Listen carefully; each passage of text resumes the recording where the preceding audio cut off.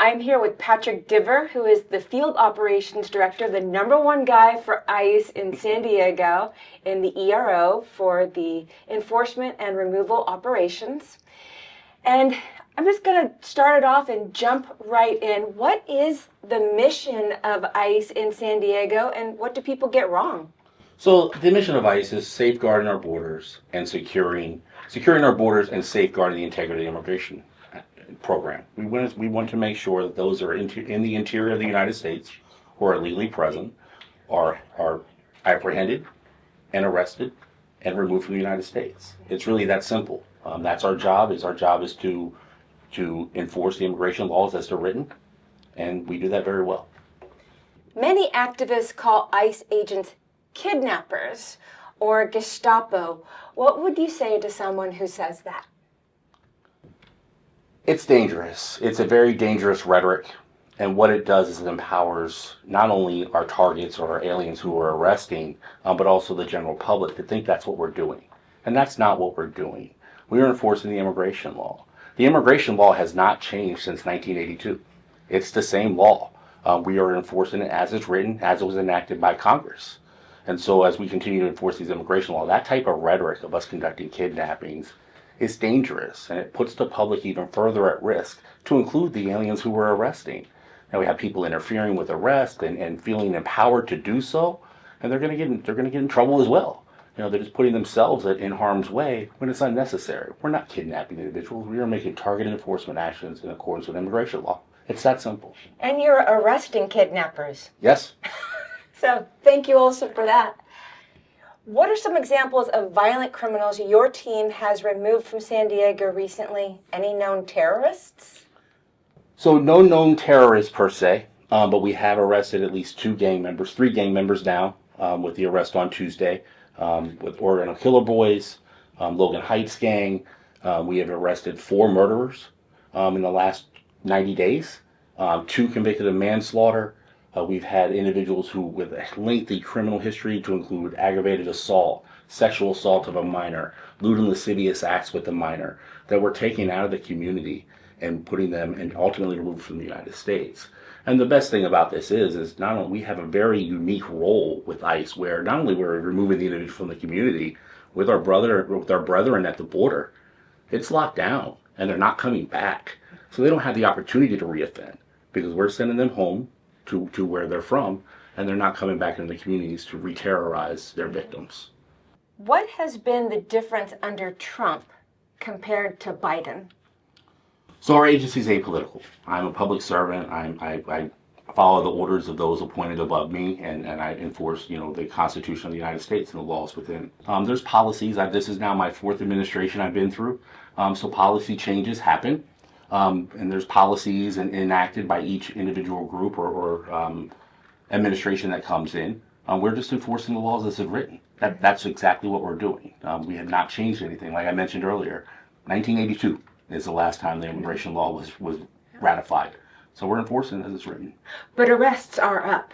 Yes, they are. Yes. Yes, very much so. And we're taking some very, very bad actors out of the communities, and we're ultimately removed from the United States. Not only removed from the United States, removing them to countries that before we would never even fathom removing to, like Vietnam, Laos.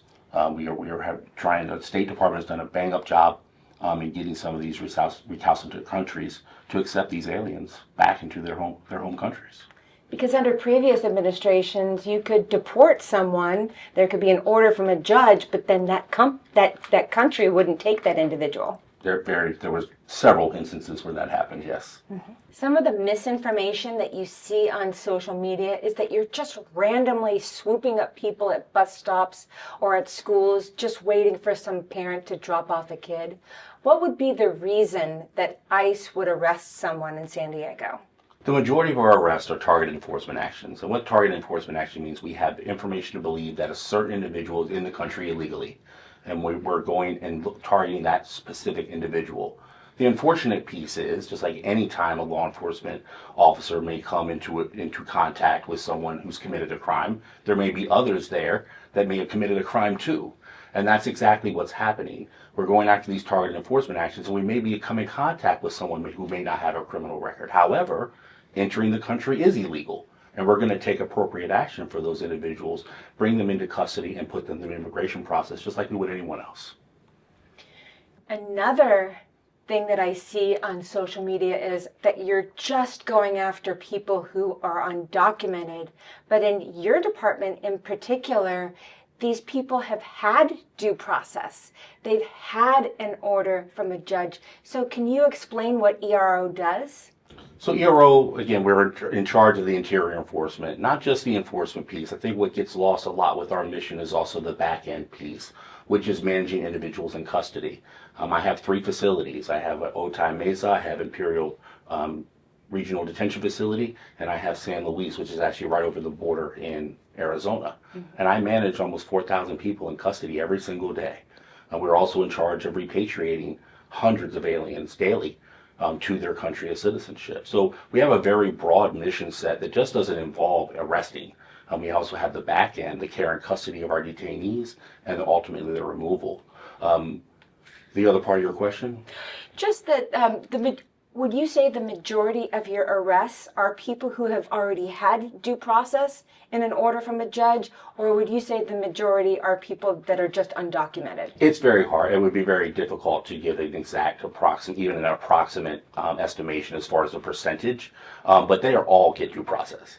Everyone is entitled to due process in the Constitution, and they do. It's a misnomer. It's another distractor from the good work that we're doing, that there's no due process given to aliens who are in our custody. There absolutely is. And there's numerous Supreme Court cases that back that up, one of which is Zavadas, which means we can't only hold someone in custody for a certain amount of time. Several court cases have made that very clear, that due process is afforded to every single person we come in contact with. Can you share any anecdotes about how you've been able to make tangible, positive impact in the lives of San Diego families, particularly women and children? So I'll bring a very, very recent case. On Tuesday, officers and the brave men and women of ICE, I cannot speak highly enough about my officers. Their resolve and their professionalism is second to none. They went out they conducted a 1326 criminal arrest warrant on a convicted sex offender who was unregistered, who was living in a daycare. I mean, I don't know any other better example to give of us protecting the children in the community, that they had a unregistered convicted sex offender, gang member, with a lengthy criminal history, living inside the house where the home daycare was. That's a prime example of us protecting San Diegans and children within this community. Critics say that ICE does enforcement at hospitals, schools, daycare centers. Is this true? No, it's not true. We are not conducting enforcement actions on school grounds. However, if our target leads us to at or near a school, we're going to take appropriate action. We are not going to put the safety of the children or the community at risk and allow a school zone in and around a school to be a safe zone for criminals. We are going to take appropriate action when safe for our officers, when safe for the community, and safe for the target that we're arresting. And just as a side note, geographically, if you look at San Diego County, there is an elementary school, a daycare center, a hospital, a middle school, a high school within a mile of each other. Yes. So if such a policy existed, that would mean that ICE would not be able to do any enforcement in the county at all. It's completely irrational. It's something I haven't seen coming from the East Coast. I have the population of schools in this district is unbelievable. With that being said, we've been doing these operations since January 20th. So these are not new. What's new is school's back in session. And I recognize that. We do our very best to make sure that we are not disrupting the community, but we are going to continue to take enforcement action when appropriate, period. Yeah. Sometimes you see when there's an ICE arrest going on, you'll see people on the sideline saying, "Where is your warrant?" Does ICE actually have to show a warrant to a bystander? And then what is the difference between an administrative and a criminal warrant? So I'll take the second question first. So a criminal warrant is a judicial warrant signed by a judge. An administrative warrant is an administrative warrant that's signed by a designated immigration official. They carry the same weight. 8 U.S.C. 1357 gives my officers the authority, it's enacted by Congress, to make a warrantless arrest. And so no, we do not have to show a warrant. We have to determine alienage, we determine removability, and we determine whether or not we're going to take that individual into custody right then and there. We do not have to have an actual warrant in hand. One has to be served without unnecessary delay. And we do. Case in point, and this comes up quite a bit as well. You know, if you're watching live PD or cops, you never see a local officer, when they pull somebody over DUI, pull out a warrant and hand it to someone, or they've just been accused of shoplifting. That's not how it works. That's not how the judicial system was made to work. It was made to work, and that's why Congress made the laws this way, is that, hey, we need to make this arrest. We will bring you back, we will serve the warrant of arrest, and you'll get your due process as you're afforded by the U.S. Constitution. It's that simple. It really is. Anti-ICE protesters claim ICE is racially profiling people. How does ICE decide who to arrest? So we're not going to discriminate based upon someone's race, color, or creed, whether we're going to take enforcement action or not. We will determine alienage, and we're going to determine removability, and we're going to make the appropriate arrest there. I have a very diverse community within my detention facilities, where the good majority of them are actually what we consider exotic. Those are individuals from Russia, Senegal, Vietnam. They're not, there's a huge plethora of nationalities that I deal with every single day from countries that I've never even heard of, that we come in contact with. So no, we're not racially profiling. We are doing targeted enforcement actions, and based upon our training, and my officers are extremely trained. They're the top of the line. And based upon their training, they're able to determine when someone's in the country illegally or not. 1357A1 gives us the right to interrogate someone about their status in the United States. It's codified. That's what we're doing. And my officers are very well trained in how to do that, and they do it with professionalism, and their resolve is second to none. Some people don't like the term illegal alien, but alien is actually the legal term, is it not? It is. It's someone who's not a citizen or national of the United States in 101A43 of the INA. It's defined. Yeah, it's a legal term. It is. Yes. How does ICE work with local law enforcement in San Diego County? What happens when sanctuary policies prevent cooperation? SB 54 is a real hindrance for our local partners, and we understand that and we respect that. It's unfortunate that because of this law, which I really do believe had good intentions when it was first enacted. However, it needs to be readdressed. The fact that we're not able to get someone in a custodial environment only forces us to go out into the public to make that arrest, because we're going to make that arrest. We are going to find that individual, and we're going to arrest them and put them in either immigration proceedings, or if they have a final removal, remove them from the United States. So all these laws do, essentially, is make it less safe for the public, because now we're in your communities trying to find these individuals that otherwise we could have taken control of in a nice custodial environment with 1 or 2 officers. Now I have to send a team of 6 or 7 out into the community, especially now with the rhetoric and the non-government organizations and the protesters that are all misinformed and have the wrong idea interfering with my operations. So it's unfortunate that law continues to be a hindrance for our local partners to work with us. Are you concerned about the safety of ICE agents? The Department of Homeland Security has reported that there's been 1,000% increase in assaults against agents. What can you tell us about this? I am concerned. I'm concerned for my officers. I think one of the misnomers is that sometimes I believe gets lost in the narrative is that we're from somewhere else. We all live here. These are our neighborhoods as well. And so my officers go home every single night to the same neighborhoods they're policing. And they're trying to make safer. And when I'm not trying to, they are making safer.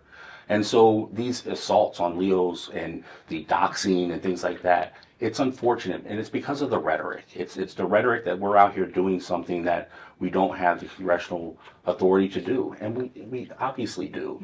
It's codified in law. If we're enforcing immigration law, we're not going to apologize for it. I certainly not.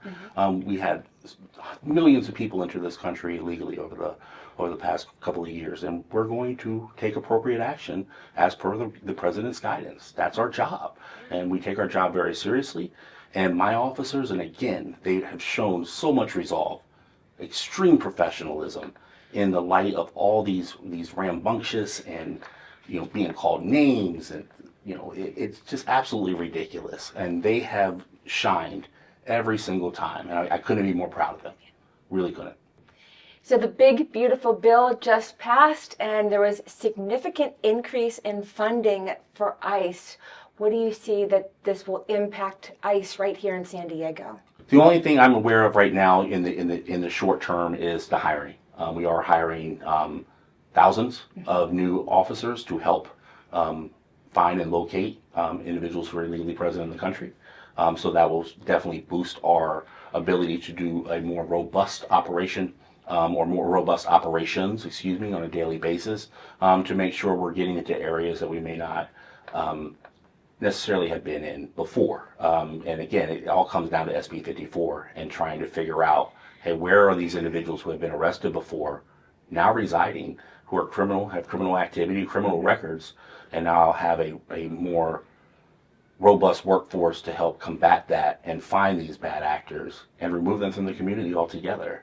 That's the goal. We are here to make our communities safer, and we're going to continue that one bad actor at a time.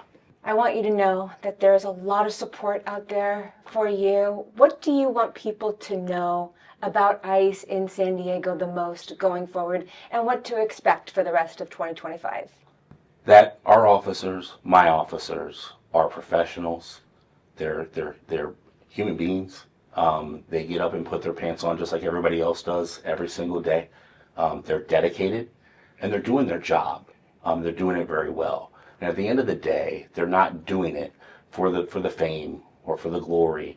I'm not saying they get up every morning and salute the flag, but they're getting up to do the public good. And nobody intentionally comes to work to do a bad job. I think Schwarzkopf said that.